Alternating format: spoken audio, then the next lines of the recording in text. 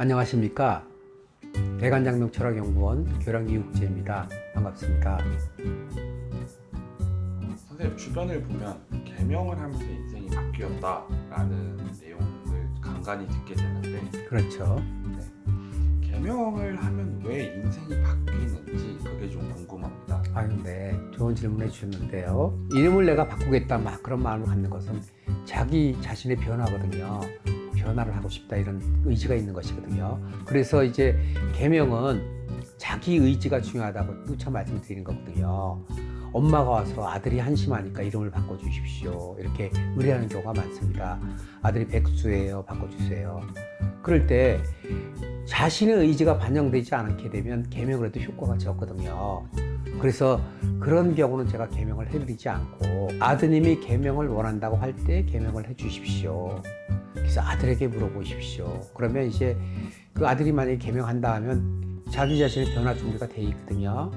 그럴 때 이제 상담을 통해서 이제 그 마인드의 변화, 좋은 방법을 알려드리거든요. 긍정의 힘을 알려드리죠.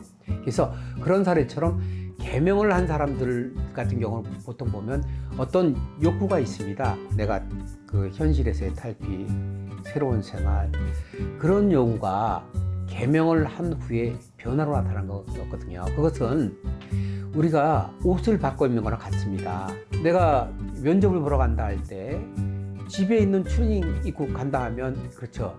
변화가 없죠. 그 면접 보러 갈 때 집에 있는 추리닝 입고 가지 않습니다. 옷 바꿔 입고 가지 않습니까? 그러면 내가 면접하는 자세라든지 마음 자세가 틀려지는 거거든요. 그 내 바뀐 옷만큼의 마인드가 나오는 거거든요. 계명이 그런 효과거든요. 그래서 인생이 조금 어렵고 힘들다 그러면 이름부터 확인해 보시면 됩니다. 이름부터. 내가 이름은 맞나? 두 번째, 그렇죠. 자기 위치를 확인해 보고 방법을 찾는 것이 좋은 방법이고요. 그럼 받게 되는 이름만 달랑 바꿨다 성공한다 하는 게 아니라 이름을 바꾸면 옷을 바꿔 입는 것 같은 그런 효과, 내면의 긍정 마인드가 따라다닌다. 거기에 이제 운까지 따라붙게 되면, 운까지 좋은 쪽으로 흐르게 되면 발복이 큰 건데, 자기 사주에 맞는 좋은 이름을 계명한 사례들은 성공 가능성이 높고요. 그렇지 않고 아까 이전에 그 말씀드린 내용처럼 막 내가 운을 받고 싶은데 돈은 쓰기 싫고 스스로 막 그 계명을 해서 예명을 하고 하는 경우는 잘못하면 길 돌아갈 수 있으니까 계명을 하면 어떠한 변화든 변화가 있고요. 마음의 변화가 있거든요. 마음의 변화가 행동의 변화를 만들어 주지 않습니까? 그래서 계명을 하게 되면 그런 성공하는 사례가 왕왕 혹은 많이 보이는 그런 사례인 것 같습니다. 부부 사이에는 이제 궁합이 좋아야 또 잘 살 수가 있잖아요. 그렇죠. 다른 건 안 좋은데 속궁합만 좋아도 행복하게 살 수 있는지 궁금합니다. 그게 이제 케이스 바이 케이스입니다. 그 속궁합만 좋아도 사는 커플들이 있습니다. 그 된장국에 밥 말아 먹어도 나는 행복하다 하는 게 행복이거든요.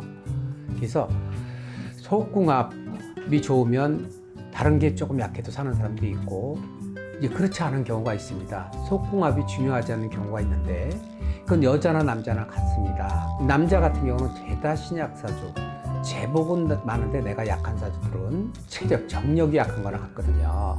그래서 대화하고 스킨십 하는 건 좋아하지만 성적으로 막 이렇게 깊어지고 하는 건 또 싫어할 수 있거든요. 여성형도 마찬가지입니다.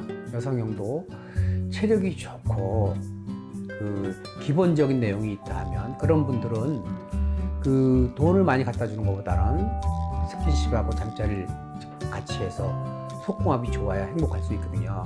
그래서 우리가 그 흔히 속된 말로 밥만 먹고 어떻게 사느냐. 내가 풍요로워도 그 속궁합이 안 좋으면 내가 살 수가 없다. 그런 그 반면에 그 밥은 어떻게 먹고 사나.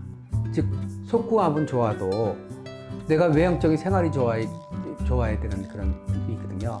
그래서 부부 사이는 사실은 겉궁합도 좋아야 되지만 겉궁합보다는 속궁합이 좋아야 되거든요.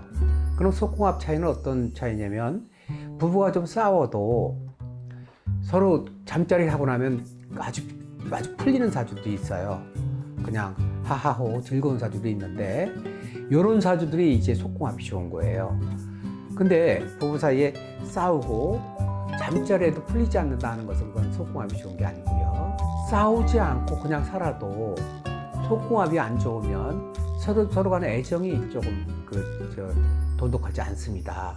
그래서 그냥 서로 그냥 대먼대먼하다 그러죠. 낯설게 이렇게 가는 경우인데 이제 그런 경우 보통 한쪽이 그 체력적 그 우위가 있다 하면 그런 쪽에서 이제 일탈하는 경우가 생깁니다. 그래서 속궁합만 좋다고 무조건 잘 산다면 얼마나 세상이 편하겠습니까? 그러면 그 남자 힘 좋은 남자면 아무 걱정이 없겠죠. 그렇지 않습니다. 그런 사람이 본인과 맞는 성향에 맞는 사람을 만난다 하면 다른 것이 조금 약해도 다른 것이라는 건 이제 직업이 좀 약해도 또 돈을 좀 덜 벌어와도 간헐적으로 좀 놀아도 실업자가 돼도 대우를 받을 수 있지만 상대방이 바라는 바가 잠자리가 아니고 속궁합이 아니고 외형적인 명예라든지 재물이라든지 이런 쪽에 관심을 갖는다 하면 잠자리 갖고 막 되는 것이 아닙니다. 제가 이제 궁합을 보러 올 때 가장 중요한 게 첫째는 겉궁합이고 둘째는 속궁합 부분이거든요. 그래서 그런 부분은 저는 아주 오랜 동안 검증을 해왔기 때문에 아주 약합니다. 너 조루지, 너 지루지, 체력이 좋다 약하다 하는 거를 너무 잘 알거든요. 그래서 그런 부분의 그 조언을 아주 상세하게 해드립니다. 그게 네가 감당하다 하면 요거는 좋은 궁합인데 만약에 그게 감당이 안 된다 그러면 결혼 안 하는 게 좋다 이런 자세한 상담을 드리고 있거든요. 지금 속궁합 부분은 상대에 따라서 다르다. 속궁합은 좋다고 무조건 행복한 건 아니고요. 네, 알겠습니다. 선생님 말씀 주신 것처럼 속궁합이 좋다고 무조건 행복한 것이 아니라 또 사람의 성향에 따라 다를 수 있다라고 알고 가면 될 것 같습니다. 맞습니다. 네. 네, 선생님 오늘도 좋은 답변 감사합니다. 감사합니다. 구독, 좋아요는 영상 제작에 큰 힘이 됩니다. 감사합니다.